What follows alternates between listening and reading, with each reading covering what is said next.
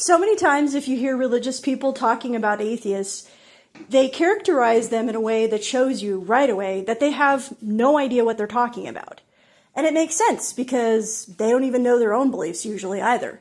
They're just a part of a clique. They're just a part of a group. This is how they have their identity.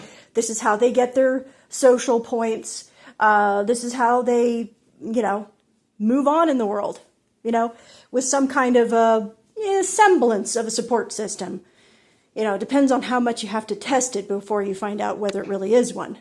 Depends on how well you fall in line, too. Because if at any point along your journey, you start to see through the church's charade, you're going to see how quickly that support dissolves.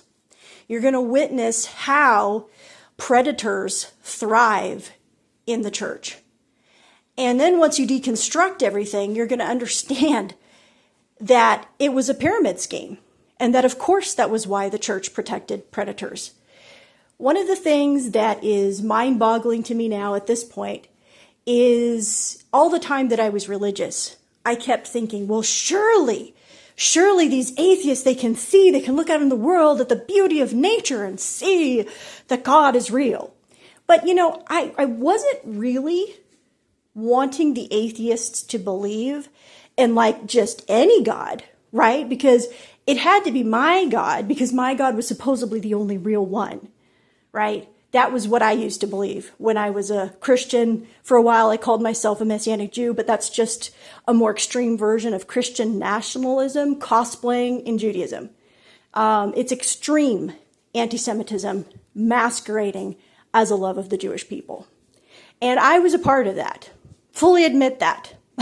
I was fully a part of that very destructive movement. And if you're asking how it could be destructive, it has done on steroids what the church has done already for thousands of years.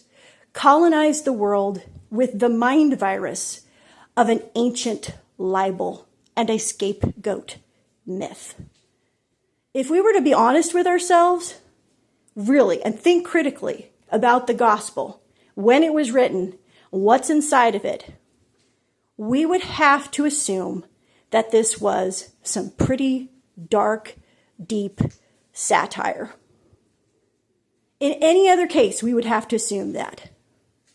Because if somebody wrote about the Deep South and slavery and some heroic figure that got lynched like so many people did, and then somebody wrote a story saying that this figure had told everybody, pay your taxes, even though you're starving to death.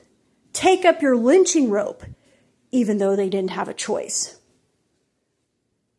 We would know this was satire, evil, dark, humor, satire, something along those lines. We would know not to take it at face value.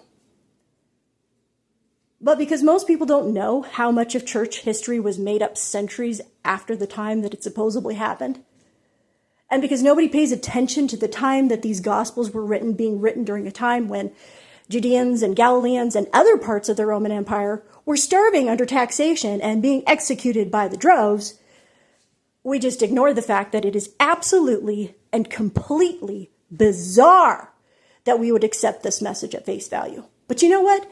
That's all theological and stories and history and, all that stuff, right? Some people don't want to study that much. But there's another way you can tell the church is lying.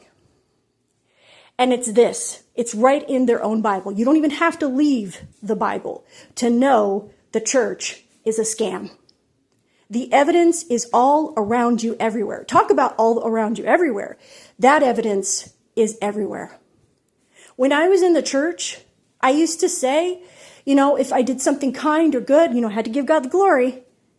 If somebody who didn't have my faith did something kind and good, well, that was just their flesh, We can do good things, but, we're sinners. So it set up this imaginary dichotomy between whatever kind or good things I did and whatever somebody who didn't share my beliefs did. Totally imaginary. Absolutely no basis for considering those to be two different things. But then, on top of that, I had the balls to tell people that my God was a God of love, that he was a God of compassion and kindness, all that stuff, right? All the good stuff, supposedly. Why didn't people's lives match that? Why did predators thrive inside the church? Why is it that when the Ravi Zacharias scandal came out and I contacted a local pastor to ask him, what are your accountability measures? He freaked out. He was not happy that I asked that. Now I know better, because after being in the deconstruction movement and talking to pastors who are no longer pastors, I now realize how many of them are hiding skeletons in the closet. Yep. And it's innate to the system because the church is selling something that there's no evidence for. And if you're training people to believe in something, give up their money and their time and their energy for something that is made up, absolutely, that is the perfect environment for predators to thrive. That is the perfect environment for misogynistic men that already heavily populate this world to live with gusto and self-righteousness, because that will totally cover their ass. And anybody that doesn't fit the mold, anybody that might happen to notice the cracks in the picture, is going to be ostracized, at best, demonized, possibly harmed even more, even put in danger, even dead.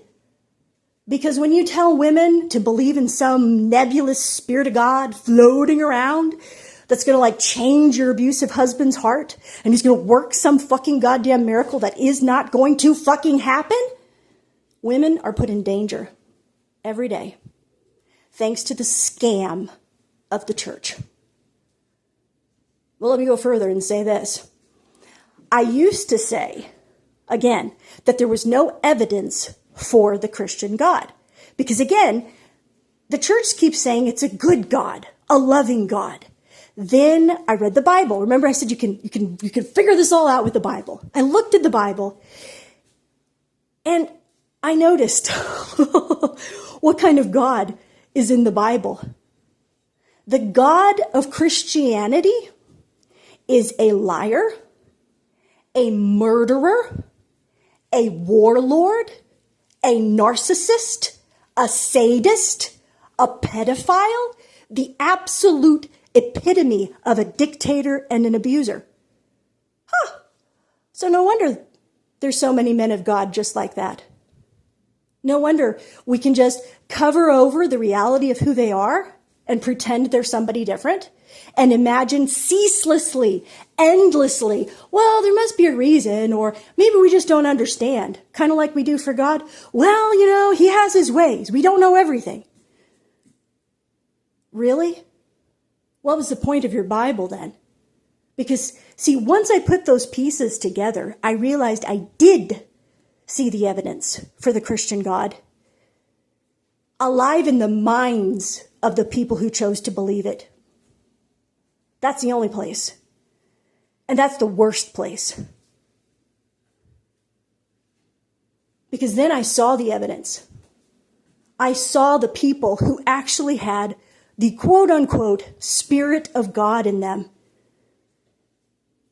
I saw the racism, the misogyny, the cruelty, the hypocrisy, the sadism, the pedophilia, the abuse, the deflection, the gaslighting. That Spirit of God is everywhere inside the church, fully alive.